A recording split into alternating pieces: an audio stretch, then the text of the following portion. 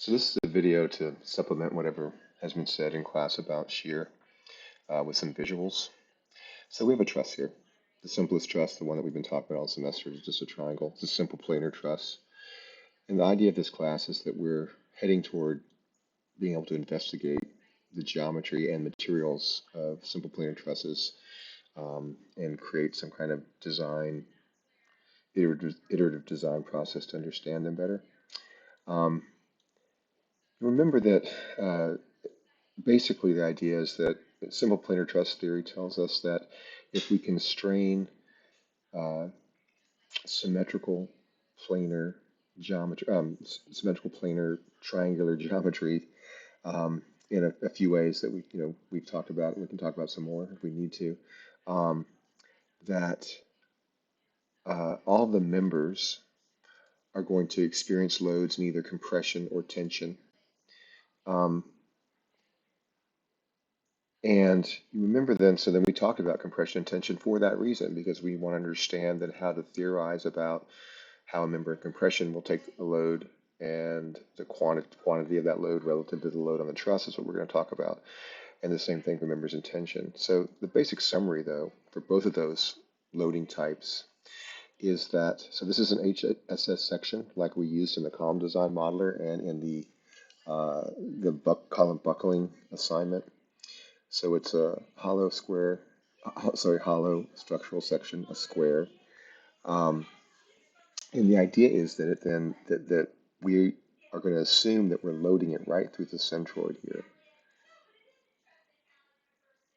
And if we do that, then we can say that this load is being taken by this cross section. And basically, it's every cross section, an infinite number of cross sections in this column. But the load spreads out through this blue area. And it's it's perpendicular to the load.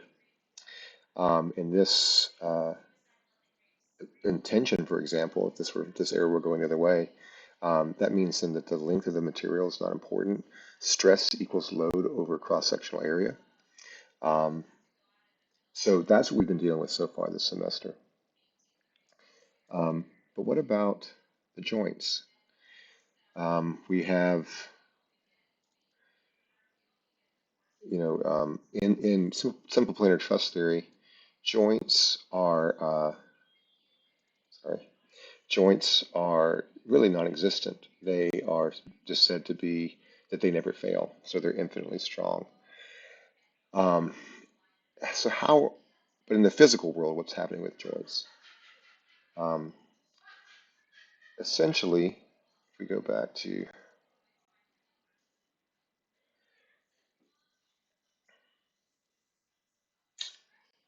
one thing that simple planar truss theory says, and we can talk about this in more detail, I think just for this video, I'll just say you should accept it, is that our joints are always pinned.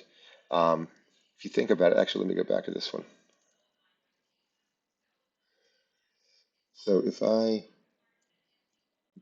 move this joint, if I separate the pin, then I can move the whole truss. I can move the member.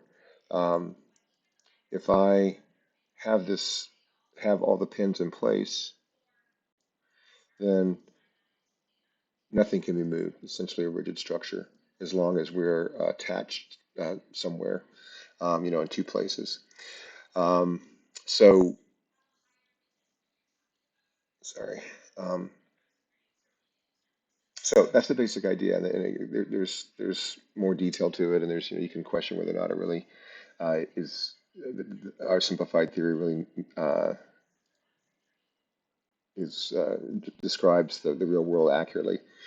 Anyway, but the point is then, so how is this joint taking the load? So if we have a load coming on the joint, sorry, and what's actually going on here, or the way to conceive of it, is that so this section here, let me go back to this. This portion of the joint and this portion of the joint, let me actually find the features. Oh, I'm not going to find them here. There's so much going on. this section and this section are separate, and they're held together with this pin. So it's actually the pin that is transferring the load axially to the member. So this pin here, this face of this pin is transferring that load to this member and to this member, right? So then that means right here, though, this force is being transferred through this cross section. And that, though, is uh, parallel to the force, that cross section there. So although our stress um, formula is the same, stress equals load over cross-sectional area, the load is parallel to the cross-section. And so it's a completely different mode of loading and has completely different physical responses in the material. And so that's what we're investigating this week is what are the effects of that and how do we um, do similar kinds of analysis as we've done for tension and compression with which are normal forces with a parallel force as in shear in our joints. And the goal of this is for us to be able to theorize how to design a joint that will be infinitely strong in the real world. And what that means is that it never fails in the universe of the loads it's going to experience in the truss. Um, so as long as we make our truss so these joints never fail, then they're infinitely strong in the context of our design. And that's our goal. That's what we need to do to make our theory match the reality of our physical designs.